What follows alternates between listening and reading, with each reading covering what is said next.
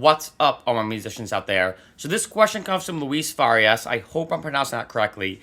And they asked, how do you make trumpets sound more realistic in your track? As always, one, hit a like and subscribe for more videos.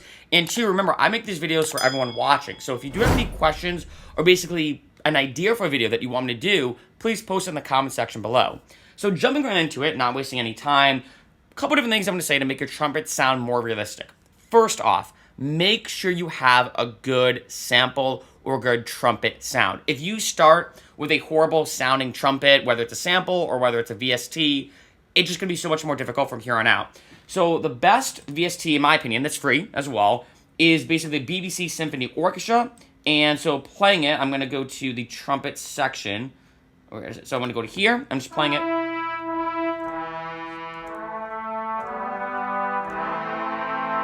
So already, if you choose, like, say, BBC Symphony Orchestra over the Sonatina trumpet, you're already way ahead of the game, right? So to make your trumpet sound the most realistic they possibly can, just pick this up. Another great option is the Spitfire Audio Labs, which is also free. Actually, ironically, both by Spitfire Audio. And if I go to Trumpet Fields and get this one kind of pack, and I do nice and steady, I'm actually turn this up a lot, turn this up more.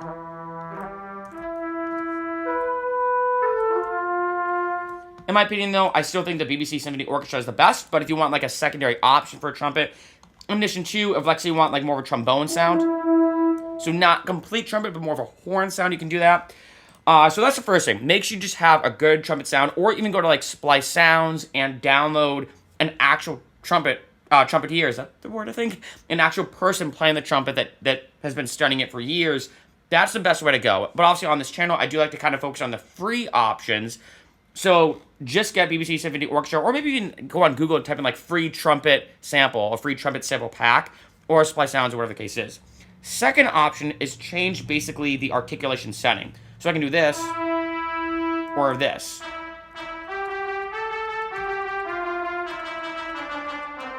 Right, depending on what sound you're going for, and I've taught this before, for example, with the Sonatina trumpet, there's, I think, 4 different articulation settings on the Sonatina trumpet, that free VST, and 3 of them are horrible, in my opinion. Only 1 of them is good. So sometimes just by adjusting this can kind of create a different effect that you want. If you want that kind of, like, maybe almost cinematic or orchestral sound, but if you want maybe even something more of like a trap or maybe hip-hop, like maybe...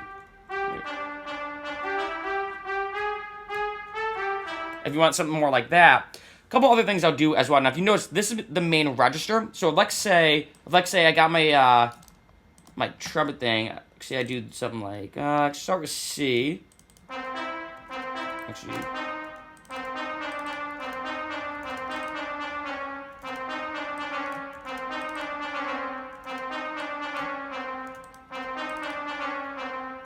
like, say I want to do that as like a trap thing, like something like bum bum bum bum bum bum, right?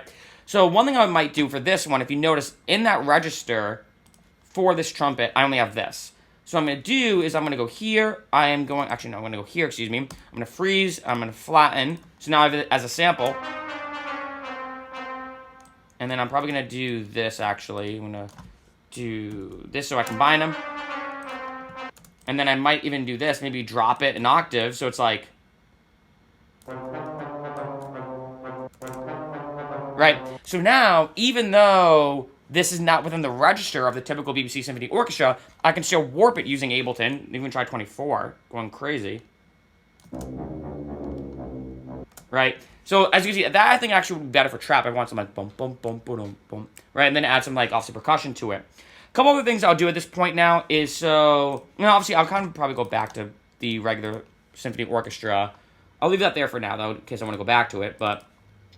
Second thing I'll do now, and I know you mentioned this on the comment, is a saturation. I think it depends how you do it. I actually do use a saturation on some of my instruments, trumpet included. It depends on what I'm going for. But what I like to do actually, so I'm just going to play it, is I actually like using specifically the warm saturator on Ableton, which is called a bit warmer. I feel like this adds a little bit of warmth, hence the name, some warmthness to it.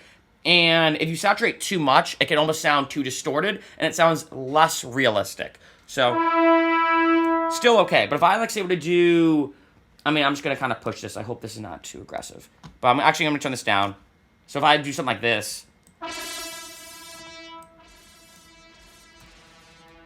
that does not sound realistic in the slightest bit. So it all depends on how you saturate it. It hurt my ears a little bit, right? But as you get with this scale, I'm going to bring that to 0. So this is my favorite setting, personally. The last thing I'll do to make it sound more realistic, besides obviously as well creating a good melody, like I showed you here, if you create a melody that's like super fast or all over the place, it just sometimes does not sound realistic. So I think this is something that melody structure and design can be important too. But again, it depends what you're going for, like with this. You know, you can kind of mix it up how you want. I'll also like to add in some reverb.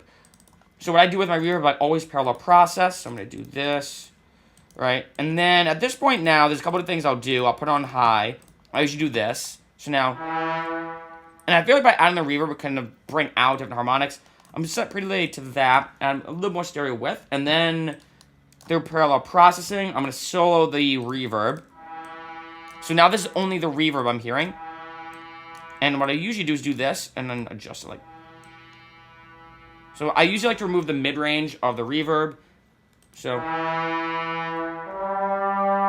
now even if I turn this up a lot.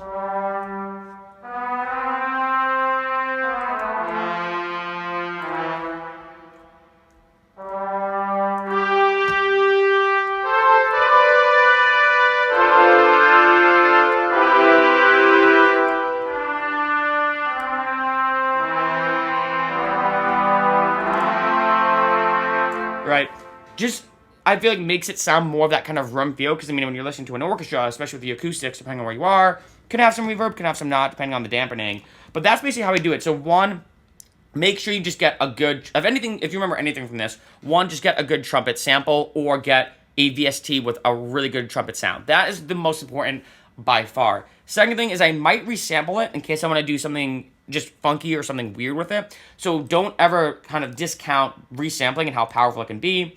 The third thing I'm going to do is obviously I like to add specifically this one particular saturation called A Bit Warmer from Ableton, just to make it a bit more warm, but not saturate it too much, as you heard before. Too much saturation can do the exact opposite. So you want to be very gentle with the saturation. And then lastly, I'll just add some reverb. And then I will say too, I'll probably low cut this as well, because obviously it's a trumpet.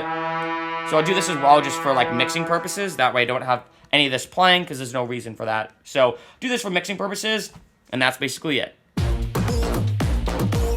We are done with the